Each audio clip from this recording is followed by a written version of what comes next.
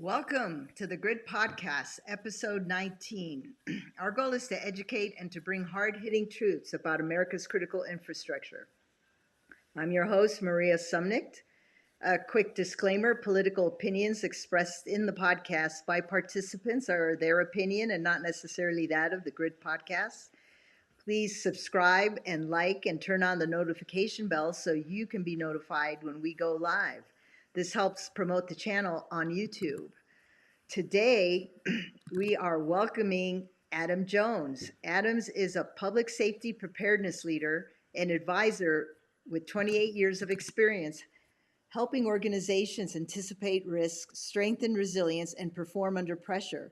He leads and advises a cross-functional multi-partner team focused on preparedness, planning, crisis readiness, and critical infrastructure resilience.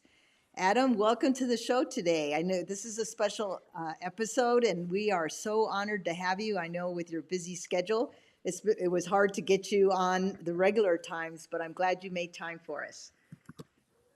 Oh, thank you very much, Maria. I'm honored to be here, and especially to talk about these types of topics. It's near and dear to my heart. So thanks for having me. Yeah, thank you. Thank you. So I'm just going to let you kick it off. Tell us a little bit about your background and, how you got into this. And then I'm just going to let you start and flow with how you got off grid, because I know you've got one of the most impressive off grid homes that I've seen. So. Oh yeah, thanks. Appreciate it. A very normal childhood, but I grew up in the South around hurricanes and tornadoes, but a lot of people do. Got my start in the military, like a lot of people do these days, and in the search and rescue world, and had the opportunity to travel and deploy all over the world in an official capacity, and then later on as an on-scene advisor for locations that have had disruptions in critical infrastructure. And so through those experiences, from the Ukraine to South America to being on the ground at Katrina to just everyday hurricanes, I've had the opportunity to meet and greet with locals, law enforcement, EMS, and then kind of assist them in gaining additional resilience and kind of strengthening and hardening their infrastructure.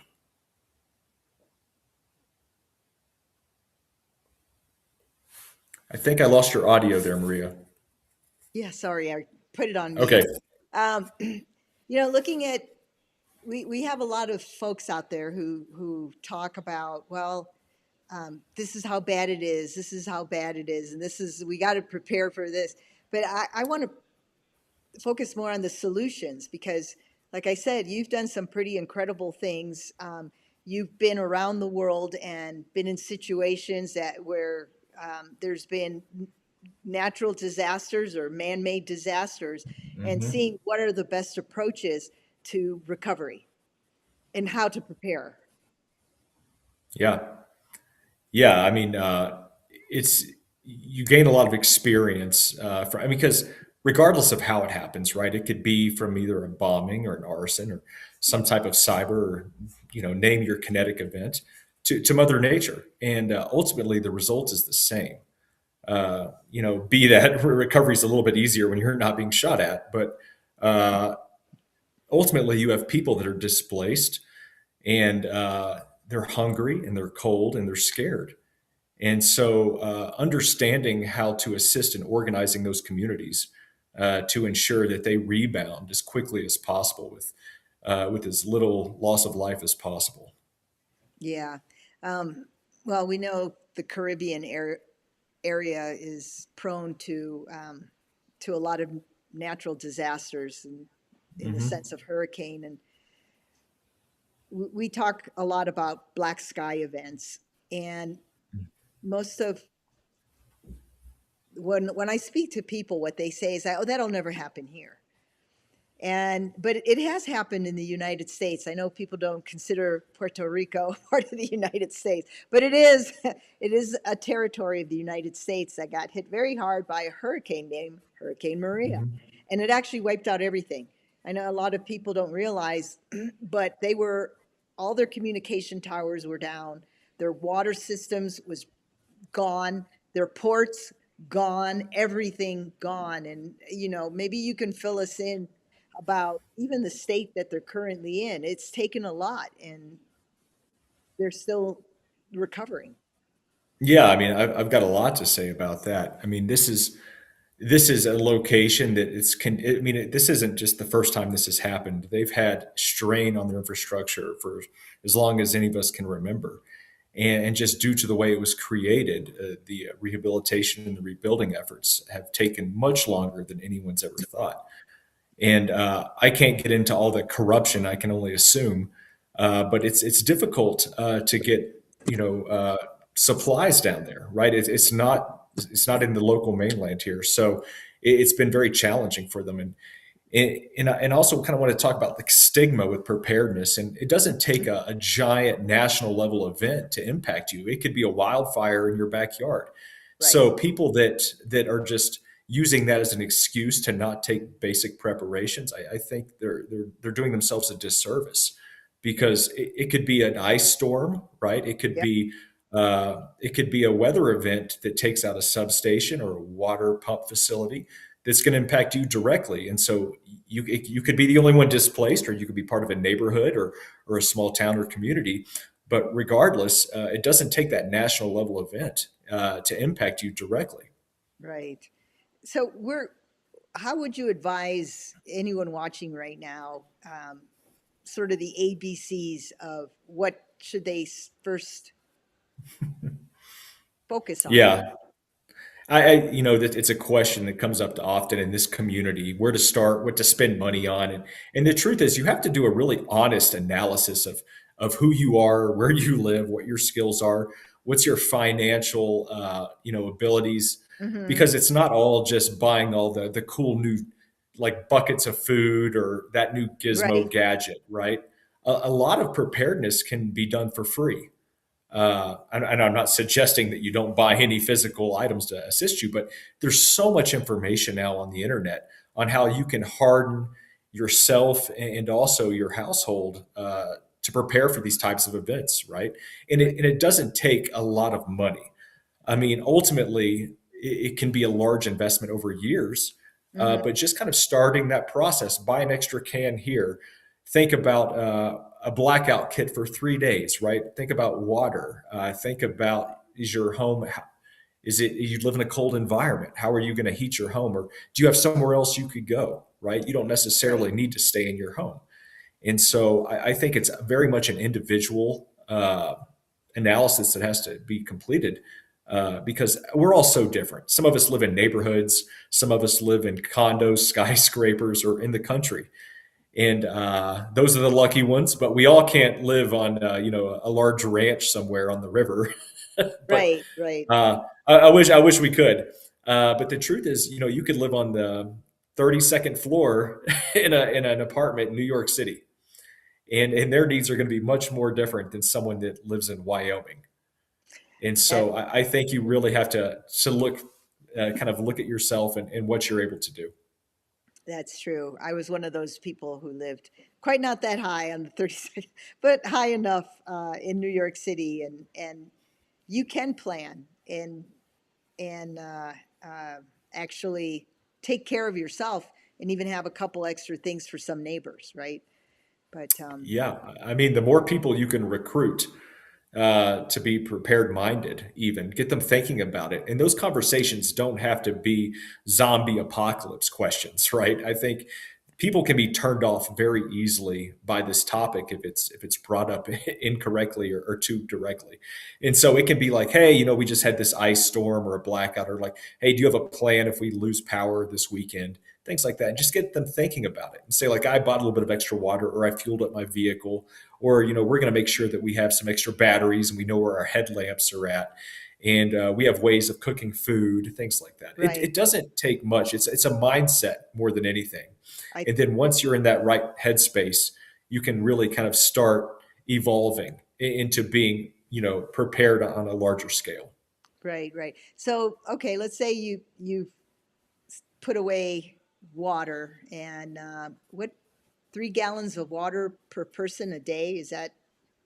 There's there's so many There's different so many people's. different things. I've heard 1 gallon a day per like so me individually. Again, I'm looking at myself. I mean I live on a well, and I like to shower every day. I know that's a luxury not a lot of people have around the world. I know we've gotten used to it here in the United States, but at a minimum, a gallon is a good rule of thumb, and it's easy for most people to kind of wrap their head around. Right. And so, I mean, I think it's a good rule of thumb. I think if you can do more, right? Right. There's all kinds of amazing supplies that are out there now that you can find online. There's, water bobs, giant bladders that you can put into bathtubs or storing cisterns in your house. Those water cubes are great. I think there's just so many options, and they're affordable. And now with Amazon delivering right to your door with so Yeah. many of those things, yeah, there's really not an excuse to have to not having a baseline of general preparedness. Yeah. And I know it's a very basic meal, but even just going to Costco and getting the 25, or what is that, like? I think it's 25 pounds of rice and some Yeah, beans that yeah. I really mean, is to buy. yeah, the beans, bullets, and band aids, right? Yeah, that's it. There, Yeah. I mean, there's a lot of options. Yeah, I mean, and I tell people also just buy things you like too Right. that maybe don't need refrigeration. I'm a big fan of restaurant supply stores. In most of the cities, you can find them, and you can get in for free. A lot of them are membership, but they'll give you a free membership for the day, and you can really maximize that. What I like to call that food insurance bank, right? For very little money, and I know just for a few $100s, I mean, you could really put away weeks of food.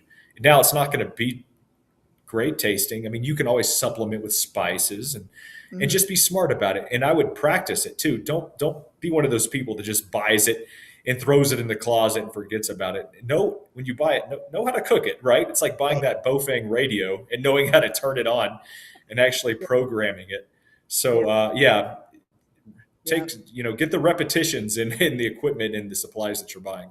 Now you mentioned some stores. I know you're based out of Colorado, and you mentioned in the past some restaurant stores. Like what, for example, locally, which ones do you recommend? So there's half a dozen, and they're all about the same in Denver. So in other cities, there's more or less. There's also, I mean, you can buy bulk food online, but I would warn people that a lot of the serving sizes and calorie counts are not accurate on some of those like buckets. Like, oh, I'm buying a year of food. That's probably not even half a year of food. So actually, be honest with your calories. And then again, use it. But those restaurant supply stores are great.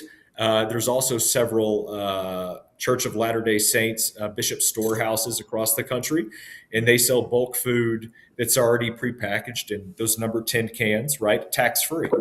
And you don't have to be a Mormon to go. So, uh, but people are there's that in between also that people forget about. They'll buy 50 pounds of rice and beans, and then they have in the refrigerator a half a bottle of ketchup, right? Right. So don't forget the things in the middle, right? Right. The spices, like maybe some powdered butter, garlic. Hmm. You can get a lot of freeze dried foods. Also, freeze dried proteins you can acquire as well. They're a little bit more expensive. Keep chickens if you can. I know not everyone can, but Yeah. there's a lot of things you can do that kind of fill that middle void between the 50-pound bag of rice and then The beans. your little packets from Right. Chinese takeout. Right. Right. And like you mentioned, powdered eggs, powdered milk, powdered Hmm. butter. Yeah, There's all sorts of powdered condiments that you can purchase. And of course, there's always Costco and Sam's Clubs where you can buy yeah, stuff in they're bulk. great. Yeah. Yeah, they're great. I mean, I personally have a freeze dryer, and so I'll go to the restaurant supply store and I'll buy a carton of pre-cracked like 12 dozen eggs, Hmm. and I'll put those in the freeze dryer, and then I'll bag those up, and they're good for several years. Right. So I understand not everyone has a freeze dryer. I get it. It's an investment, but you can buy those things online.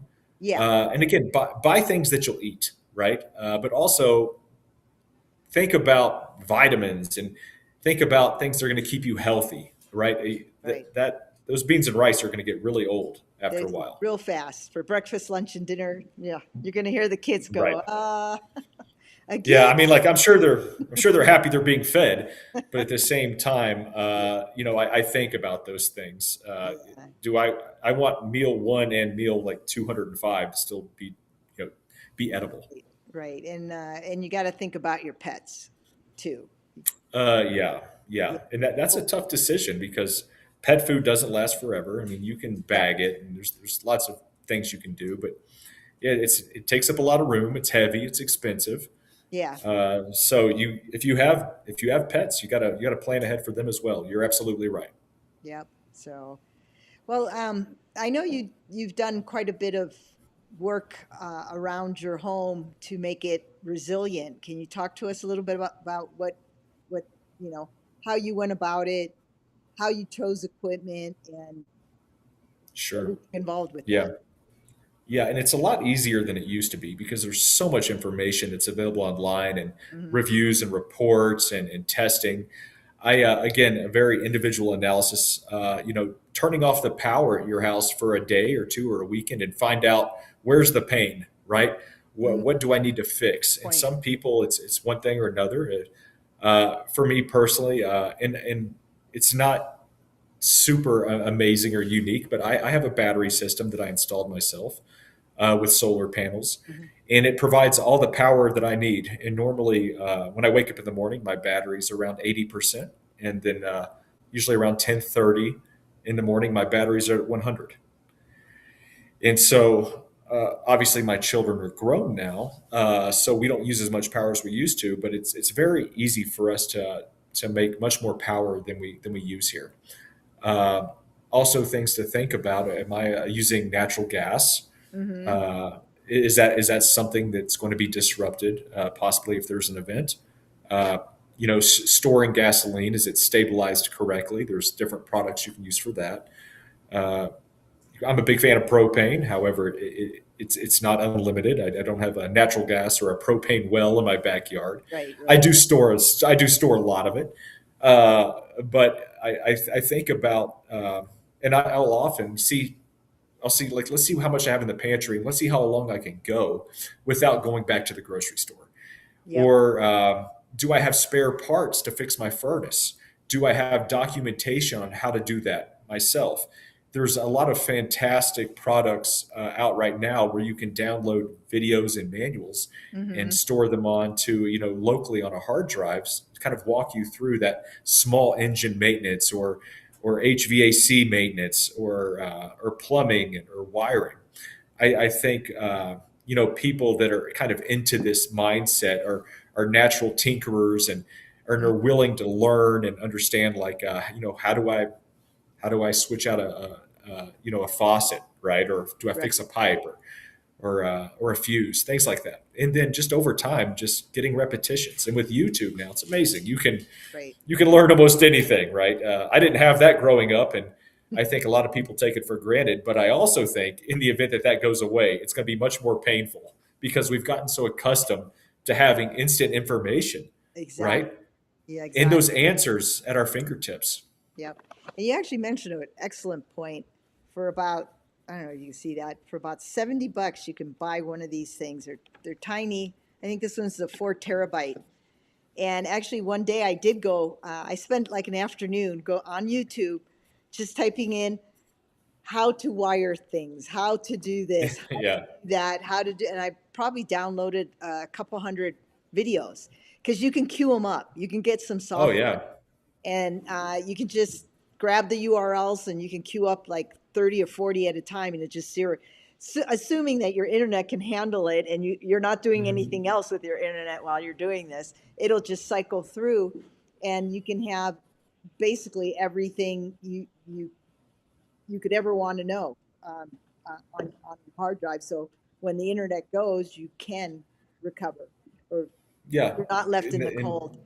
Yeah, and there's Yeah, always it's books. yeah, they're great, right? Books and tools. Who would have thought, right? Yeah, yeah, exactly. Uh, I tell you, I've downloaded and I've created a lot of. There's a product called, and I'm not a sponsor for them or anything, but it's called Internet in a Box, and it's basically a hard drive that has an operating, like a GUI interface that you can Wi-Fi into. And they're originally built for schools in Africa and other places where these villages that didn't have internet connectivity could Wi-Fi phones and tablets into a Raspberry Pi and access all this amazing information, all of Wikipedia, all of these videos, TED Talks, how-to manuals, medical information, right? Minor surgeries. And Hmm. so, and I've been stranded before in areas before I had my Starlink Mini that I used to keep in my car now. And I've had to like do on the side of the road or backcountry repairs. And without those how-to guides and manuals that I kept on that little Raspberry Pi with that 500 gigabyte SD card, I Right. would have been in a bad way. But having that information with me, I was able to make those repairs in the field. No, that's an excellent point. Just having resources, because most of us growing up had the Encyclopedia Britannica in the book, but my mom and dad threw those away a long time ago. Now we all wish that they hadn't. But yeah, even the medical procedures, like how to do a tourniquet, how to stop bleeding, how to do whatever Yeah, it is. You might not have a next door neighbor who's a physician or a nurse, sure. so learning how to do those things or knowing, having a resource that can teach you how to do those things is really important. So that's Yeah, really you're good. right. It seems very basic, right? But Right. there's so many people that die every year from small cuts and infections, cholera, dysentery. Yeah. There's so much of this is avoidable. Right. And if we take those basic preparations to ensure that we have those types of medications on hand or that information on how to mitigate those types of injuries, we're going to set ourselves far ahead from everyone else. And again, it doesn't take a lot of work. It And even today, you can get online and you can learn yeah, how to do that basic medical training, right? So it's right at your fingertips.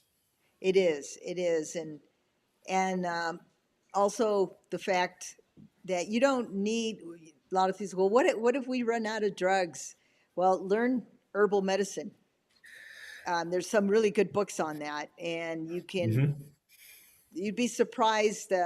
An open wound with natural honey. It can't be Costco honey.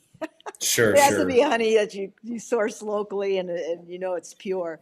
But that's an antibiotic. You put it on there, and I know it'd probably be very uncomfortable and sticky, but it's Mhm. actually one of the most excellent antibiotics in this earth, on this earth.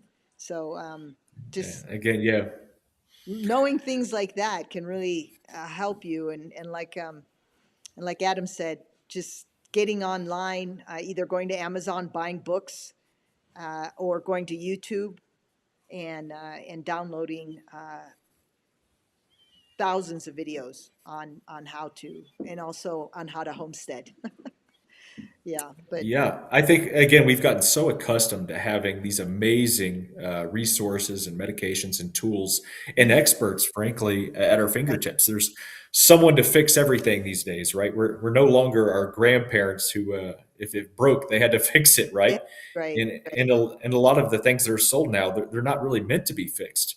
yep, So finding quality products that last and then understanding how to maintain them, it's a skill that not a lot of people these days really put any value in. right, And so because there may be a time when it's going to be up to you to fix that well pump, mhm, right? Or to fix your furnace. And it could be for something that's as little as just a 2 or 3 day blackout, or it could be much longer. right, right. Speaking of blackouts,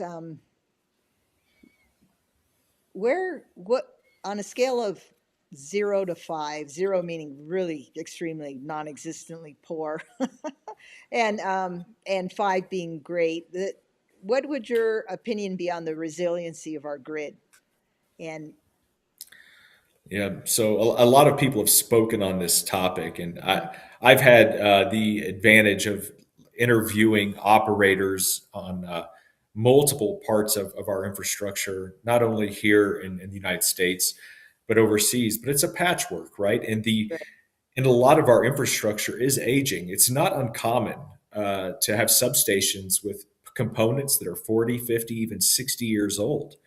And especially in the last few years with the advancements in data centers and AIs, there's much more demand on our critical infrastructure than there's ever been. Right. And so, and to be very honest, I don't have a lot of faith that our infrastructure in its current state is going to be able to continue to meet that demand in a 100% capacity. So I think that we are going to have to start getting used to those California brownouts, right, or those blackouts. Also, as we have increasing, conflicts around the world that could impact our supply chains for those critical components that are needed to maintain a lot of the critical infrastructure that we're currently relying on. There Right. could be disruptions there. There's some very unique valves and switches and parts that go into these systems. And these are systems of systems. And they're Right. all, I mean, there is some standards, of course, and so similarities between some of these transformers or pump stations.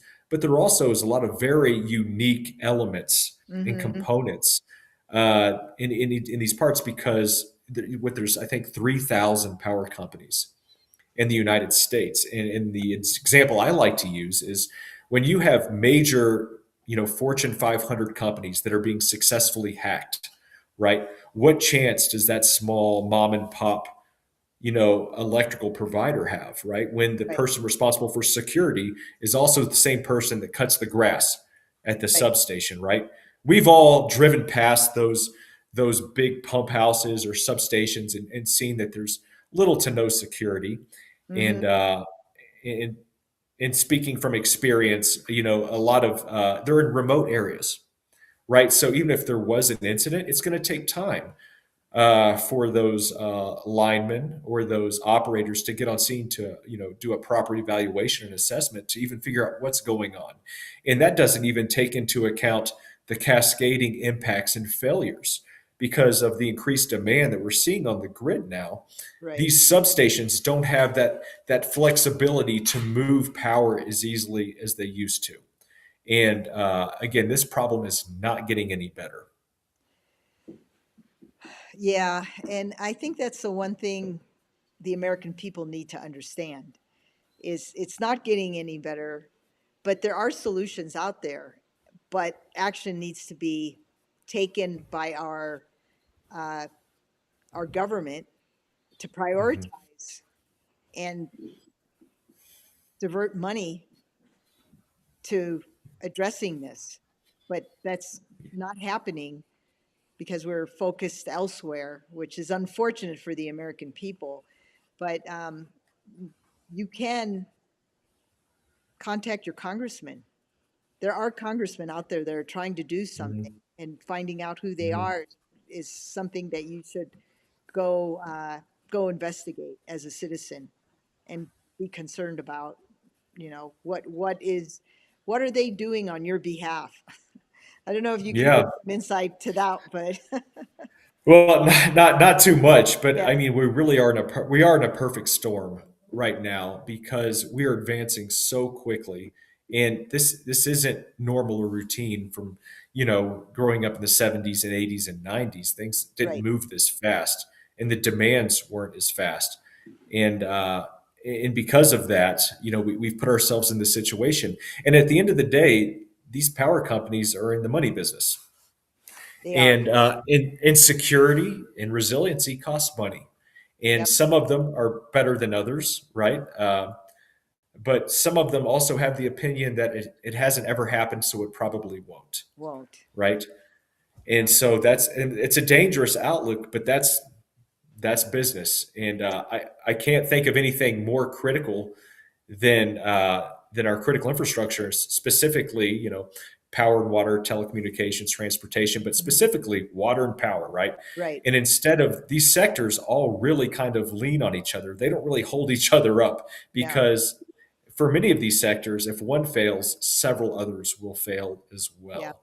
Yeah. And They're all. so now, like the cell phone towers, I mean, like they don't have unlimited gas in those generators, right? Mhm. And so what about those those radio repeaters on top of mountains that police and fire and EMS rely on, right? And so the impact is going to be far greater, and it has been. We've seen this Right. from experience all over the world when we have these incidents that occur. It doesn't just impact your ability to turn the light on in the laundry room, right? Right. It's going to impact your family members from calling 911 or filling up their vehicle with gas to evacuate. Right. Right. And to be honest, we just saw this, what, 2 weeks ago with the ice storms that swept across Yeah, Tennessee, Mississippi, Kentucky, the Carolinas. They were out of power for a week. Some are still out of power. But yeah, since it's old news, you don't know that. But there's still people without power. Um, yeah. We have very short memories, don't we? yeah. Yeah, the Yeah, Super it's Bowl was in between or something. I don't know. yeah. I But mean, unfortunately, if it's not in your backyard, it's easy to change the channel, isn't it? yeah, it But is. a lot of those people are truly suffering, and they're happening in very rural communities that are having a hard time getting those Mhm. components in because, again, a lot of that infrastructure that they're looking for components for, they're no longer made. Mhm. And I've been to facilities where the generators and the pumps were so old that the companies themselves were making their own components just to try to keep this thing alive. It's almost like having a patient that's in the ICU, Right. and unfortunately, again, they're waiting to break, and it's happening over and over again and more often, Right. unfortunately. Right. Right. Well, what do you? I know a lot of people are leaning on solar power and green Sure. energy, but there's also a lot of drawbacks with that, as we saw in Texas a few years ago, Hmm. and actually we saw it again 2 weeks ago because a lot of the solar plants uh, could not operate in those freezing Yeah. temperatures, and Yeah. the high winds tore apart a lot of the windmills. The Hmm. big high powered windmills in Texas were torn apart, and in Oklahoma as well. So, um, what are your thoughts Yeah. on just any of that? Well, Because, I just, I'll be on. Like I am a big fan of all types of energy, yeah, right? I have solar. I have friends with wind. I think it's a great. I think it's a great thing, but not at the cost of taking away other systems that we currently rely on, right? right, And so, if you're going to replace something, be sure that you're replacing it with something that can meet the demand and rise to the right, occasion, right? I have solar, but I also have a generator mhm, that I can use. I also am still I pay for a service connection to the grid, so in the event that my system breaks, I can always use that, right?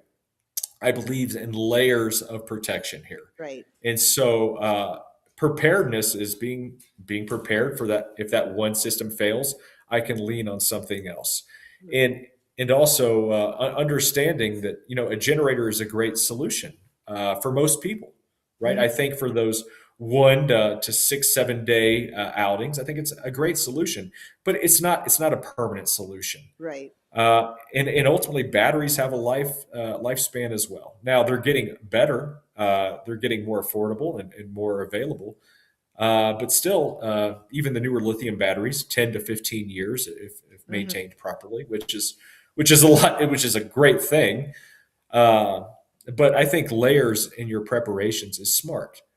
right. And so I applaud anyone's efforts that's looking to create those layers of protection for themselves because ultimately you are your own first responder. That is the way everyone should look at it, and your own first responder for your neighborhood as well, and your Yeah. community.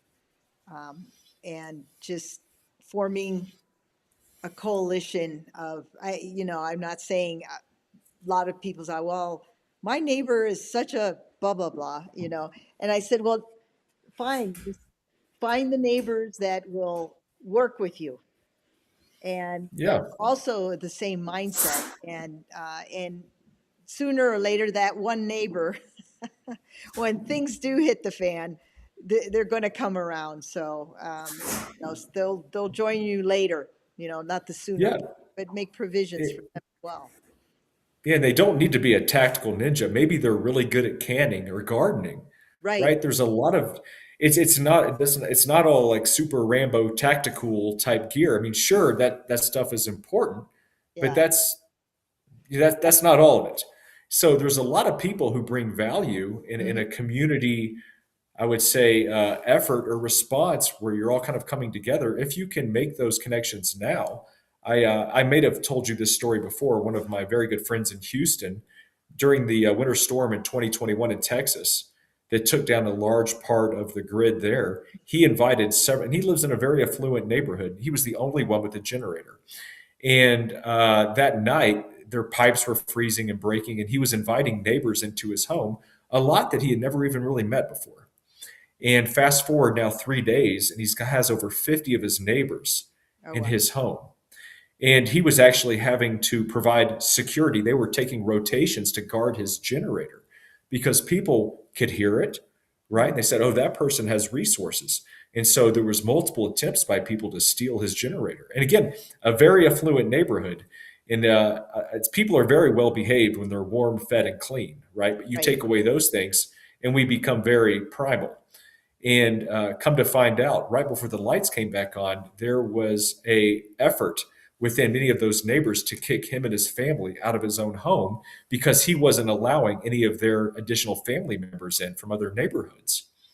And so he was going to be, they were going What? to oust him out of his own home for Mutiny. being a good guy. Yeah. So while that generator, while it did provide him with that temporary warmth and comfort, it was also a calling card for predators Right. and people. Believe it or not, even nice people, if they're not prepared, you will become a scavenger because that's your only option. Right. Right. Right. And so, lesson learned here: don't be a scavenger. 'Cause Yeah, yeah, and I'll tell you, it is not that expensive. And yeah. and how many times have you heard it? Well, we're coming to your house, right? When it all hits the fan, and they cannot take it as a joke. And I use that opportunity. I'm like, well, now's your chance. I can tell you where to go and what to get. Right. But normally, and you don't want to really advertise yourself either, like as being Yeah. like the most prepared person, because you don't want to be everyone's plan, right? Right. I don't want to be like, oh, I know Maria's squared away, so I'm going to Yeah. come to her house, right? But I use that opportunity to educate Yeah. and make it an easy type of a decision. I don't want to, embarrass them or Right. be a gruff with them, but And it they doesn't need to even, understand they can do it. they can do it. And it really doesn't take that much. I mean, over the years, you just set $25 a month. Take those $25, put them in a jar, just set them aside. Don't go to Starbucks for 3 days and you've got your Sure. $25. All right. It's not that hard. Take that $25, go to Walmart and buy the 59, 60. They used to be 29 cents for a little can of water. Uh, what is that? Carrots and peas and water and salt. Yeah. Yeah. I mean, ultimately, Buy I a would tell whole bunch. people, Yeah. yeah, I would tell people like living in the city in a long term type of scenario or incident is really, you're not doing yourself any favors. You're going to be competing with a lot more people for a lot fewer resources and also, a criminal element. Uh, so I would say if you can relocate, I understand that's difficult for a lot of people because they have jobs. But ultimately, if you can put yourself in a situation to have that standoff from where the chaos is, you're going to be much better off. Better off. Yeah. Yeah. Yeah. Yeah. So, as far And I'd as, also say, like firearms are everyone's. every prepper's dream, right? They all want to, and I can't tell you how many people I've run into that have multiple like sets of like firearms and tactical gear, but they lack the very basic uh, preparations in regards to food. Right, right. And yeah, that's the one thing everyone, obviously the Second Amendment, but y- the important thing is knowing how to use that firearm. Yeah, I would say.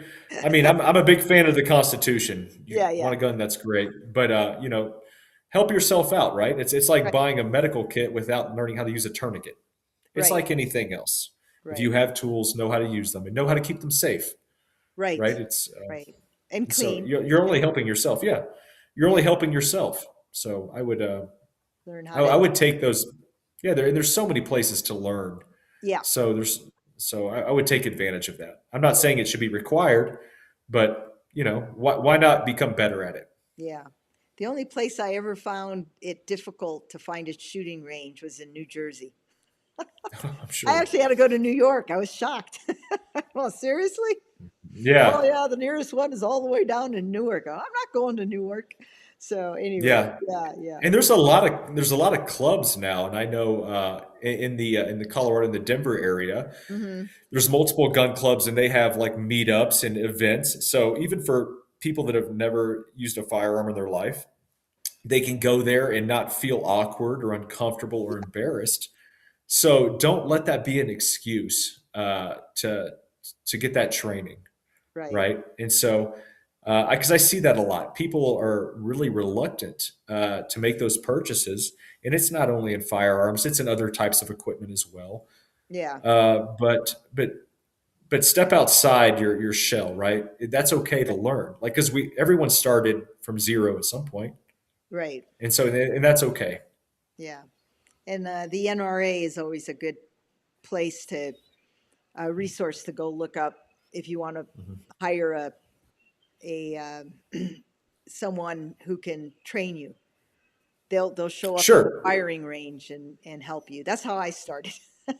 Yeah, I So mean, I think this home look. defense and security Yeah. is one of the components to Yep. being, a prepared citizen.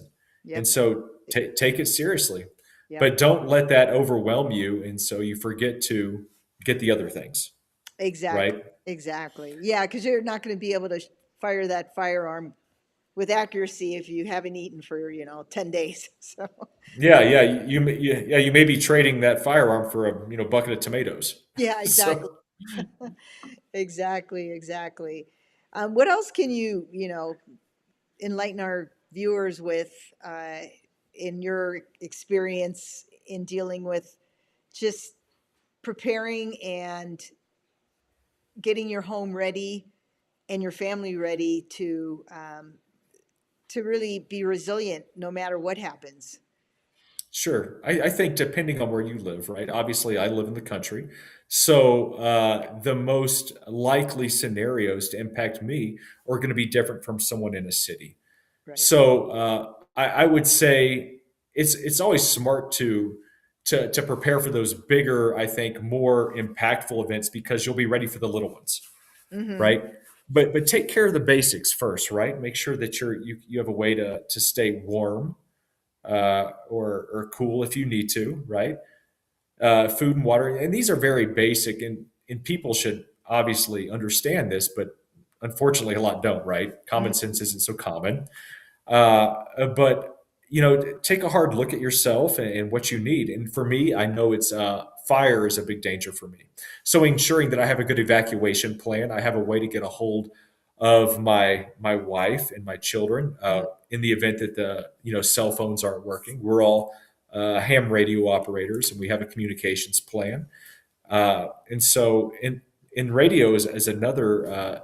I think there's a lot of reluctance because it seems so intimidating for so many people to get into understanding amateur radio, but it's really not. Uh, but of course, food, water, security. I mean, the basics, Right. communication. So think about if those supply chains were disrupted and you couldn't go to the grocery store, right? Mm-hmm. What are the things in your house that you have right now? And I tell you personally, I had this discussion with a friend of mine recently, and I was lacking, I think, certain types of vitamins. And so I started freeze drying kale and spinach just to have those additional vitamins. Right. Right. But that's another thing people don't think about vitamins. But think about hardening yourself to those types of incidents. If it's a blackout, right? Right. If you couldn't leave your house or your apartment, how long could you really sustain? Could you not only survive but thrive? And I like to say, being prepared is being comfortable or as comfortable as you can be during uncomfortable times, Right. right? And I also like to use those blackouts as an opportunity to educate my neighbors, right? So if I know it's going to be a 3 day or a 4 day blackout, I'm checking up on them. Hey, do you need anything? You know, let me know. I mean, do you need any water? Is your phone working? Do you need a USB charger? Things like that. Mm-hmm. Um, so it's just the basics, and it doesn't take a lot. Now you can certainly spend a lot of time and effort in, like, if putting your house on its own battery system, right, which is fantastic. I think it's great. And fortunately, there's a lot of newer battery systems out there that people can do this in a scalable way. So you don't have to go all in and spend $30,000 or $40,000. You could spend just a few $1,000s and get a system that's going to power more than just your deep freeze, right? Mm-hmm. And so having a 1 day battery bank that you can charge up with a handful of foldable solar panels that you throw on your roof or in your driveway or in your backyard. So there's a lot of these newer solutions that are affordable if power is what you're looking for. Yep. Uh, so I think it's just being very honest with yourself. Some of us need medications, right? Yep. Some of us have mobility issues. Some of us are taking care of family members, Mm-hmm. or we have 15 cats. So, but we, Oh, that'd be awful. uh, yeah, it would be. I'm allergic. Uh, but do we have children, right? How Right. many people still have a DVD player? Right. I'm one of those people that kept all my Me too. DVDs from the Yeah. 90s. And I opened the box the other day and I thought about getting rid of them. And I said, you know what? I'm going to keep them because it doesn't cost anything to keep them. I have a DVD player. And worst comes to worst, I can have a friend's marathon at the house if Right. I had Right. to. But it's ensuring that you're taking care of not just those necessities, the beads, bullets, and band-aids, but Yeah. you're also providing comfort for those in your family that may find this.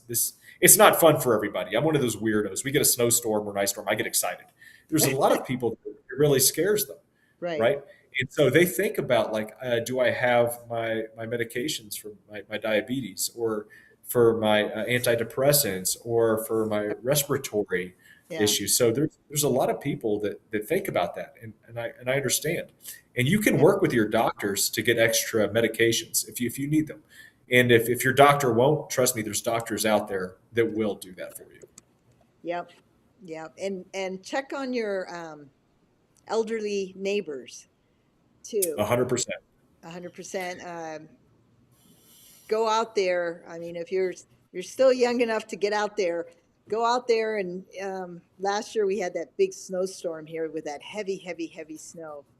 And Hmm. I have some elderly neighbors, and I knew they couldn't get out. And so after I shoveled my driveway, I went and got some more coffee, and I headed up Yeah, the street with my shovel, and I I'll shoveled a tell couple of you. driveways. It was a good workout. I'll leave you, but uh, I, but you have to do that. Look out for it's a that. great way to meet your neighbors, right? Have a barbecue in the summertime at your house to meet your neighbors. Uh, Yep. and it opens up those conversations. And so Yeah. if that's someone that you can help kind of become more prepared, that's one less person that you need to worry about. Yep. Yep. Does anyone have any questions in the chat? I know Mr. Trauma Boy says, really love these podcasts. Thank you. Um, you're welcome. I enjoy doing them because I know this information has to get out, and I wanted to do it in a way that I wasn't going to scare people like most fear mongering prepper channels are out there, and really show people that you can do this without that much money. And for you, you city slickers out there that think it can't be done. I lived in New York City in a high rise. Yeah, And and don't be, yeah, you're right, and don't be suckered into those. yeah, There's so many gimmicks out there. yeah, Again, like those buckets of foods or the those battery systems. Like again, it's better than nothing. right, Okay, I'm not going to say it's, but a lot of that stuff is overpriced, and you can do it yourself. Like I said, the restaurant supply stores are great. right. You can get a small battery system, a Jackery. Start with that, right? Just keep your phone charged up. Mm-hmm. It doesn't have to be. It's not all or nothing, Right, right? right, You right. can you can ease into it, but I mean, like at least start the process, right? Yeah, But don't buy into the hype of the gimmicks because there's a lot of them out there. right. And when I was living in an apartment in New York City, I actually sat down and said, "What can I do?" And I Yeah, went out and bought an EcoFlow, um, yeah, they're a, great. a really nice one with 200 watts. And so you have to be a little bit more tactical. When I was looking for an apartment, I made sure it was facing west southwest, so I could put the solar panels up against the window if I needed them. Thank God nothing bad Yeah. happened when I was there. But I took the time to get one of those Instapots, right? Which I Hmm. knew would run, because you think differently when you're in an apartment. And then I bought one of those the food uh, what is that? The food saver things. And what I did was Sure. I made meals, and I made 60 of them. So I knew I could Hmm. at least hold out in my apartment. And I did the same thing for the dog food, right? Um, Yeah. and so I knew we could at least hold out for 60 days and be okay. And uh, Adam mentioned the bladders. You can they're the size of your bathtub. They don't cost that much. I think you can get them on Amazon. I think I did get 3 of them on Amazon, and you can just tuck them in under your bed and fill them up and hope that they Yeah, never yeah. blow a hole, because your neighbor downstairs might not be too happy with you. But Well, yeah, and they're not easy to empty, so it's kind of a one use thing. But yeah, people yeah, can empty them. And yeah. I see one of the questions there. They're talking about what to cook in the city. So there's a lot of options as long as you have ventilation. There's things that you can use like jet boils. Hmm. A lot of the camping supplies. Honestly, you can go to like REI or any of these other like camping stores, and they have so many different solutions now. Additionally, and I'm not a big fan of military MRE meals, but a lot of them have cookers inside of them that you just add water to. Now, again, I will caveat ventilation is important when you're cooking inside of an enclosed space. So Hmm. so remember that. But don't forego those amazing camping tools out there. A lot of the electric cooktop stoves that you can plug into the wall, can't put that on a battery, but they draw an amazing amount of power, which may exceed the power parameters on that battery bank. So that's something to think about. Yeah. Uh, but there's Sterno. There's lots of things you can get. Isopropyl alcohol. Oh, But again, like the jet boils, it doesn't really get much easier than that, especially if you're using just to heat water for freeze dried meals. And so, if we're talking about just a few days, I think that's a great solution. So start there, yep. right? It doesn't have to be the 50 pounds of beans and rice. You No. can start with back. It can start with backpacking meals, Yep. right? Or just or having those shelf stable canned foods. And remember, food doesn't have to be hot to actually eat it, unless it's like I'm not saying eat raw Right. chicken, but there's plenty of canned foods that you can eat right out of the can, right? Hmm. But if you can, and you just need to heat water, I mean, a jet boil is a great tool. Yep. Yep. Um, Going back to the city person, since I was a city person, um, the one thing to really um, that is important, especially if you're in a high rise, is as soon as the power goes out, so does the ability for the pump to pump water up the up to the Yeah. water tower that usually sits on top of every high-rise building, and then Hmm. the water Yeah. tower then releases the pressure downwards. Um, you're not going to have water, and you're going to run out of water pretty quickly. The other thing too is, and people forget this, but when you're living in a multi-tenant environment, people are still going to use their toilet, and the the septic system will start backing up, even if you're wait. It's gonna trust me. No, It's gonna it's go. true. Yeah. So Yeah, you, yeah, yeah. You're right. People will just because they're creatures of habit. They're yeah, scared, right? right, They don't know what to do, so they will use their facilities in their bathroom, thinking that everything's going to be okay, and yeah, you turn into a very dangerous situation yeah, where people get sick. But water, right? Water's heavy, but I'll tell you what, right. it's pretty easy to store. You can buy a case of water now. Again, at the bare minimum, we'll go with the 1 gallon per day per Mhm. person. I'm not saying that's all you need, but it's a place to start, Yeah. right? So storing a few gallons of water is not hard to do. And Mm. I'm not saying like wheel up a roll of 55-gallon drum into your closet. I mean, that's great if you can, but it doesn't have to be that way. You can buy a case of bottled water as a start, right? And just having that is will put you at a huge advantage. It really will. But going back to the sewer things, you got to be able to take all your drain pipes and everything, and you can go on Mhm. Amazon and buy. You pop off the drain. What do they call it? When it comes to fixing things, I'm not. I know what it is. I Yeah. know how to do it. But yeah, you just pop them off, and then you take these. They're almost like a suction cup, but you put it in every single drain that you have, and to keep anything from coming back up. And this goes for your house too. A lot of if the power goes out for a long time and people are constantly using the toilet, sooner or later it's going to back up downstream. Yeah, I think about those folks in Texas in 2021 who had broken pipes Oh because yeah, they didn't know how to turn off their water main, and that's not why the pipes broke, but that's the reason why a lot of these homes flooded right. because those pipes were compromised. A lot of those homes weren't built with the insulation that was required for a storm that way. And Hmm. so just understanding your home or your apartment or your condo, how is water coming in and how is waste leaving is very important. And Yeah, so, I mean, a lot of people, I mean, I've helped people harvest water out of hot water heaters, right? yeah. Good The point. backs of toilets. So there is additional water. I mean, like it doesn't taste great, and I would boil it if you could. But there are in worst case scenario some situations where you could do things like that if you had to. Yeah, yeah.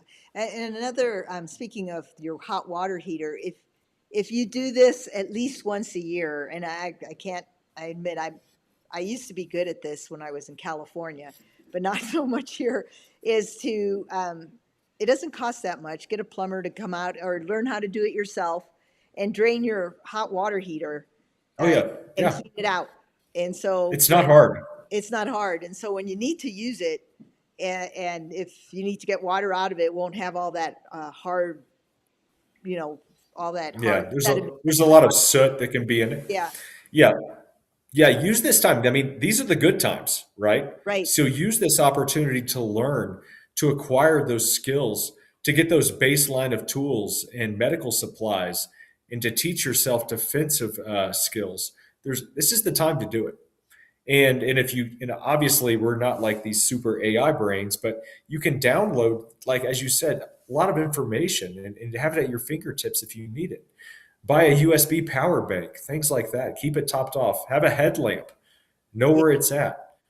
yeah, Not every disaster is the end of the world, right, but right. I'll tell you, you can make your life a lot more comfortable and a lot less scary just by taking those basic preparations. Yep, yep. Anything, any other questions?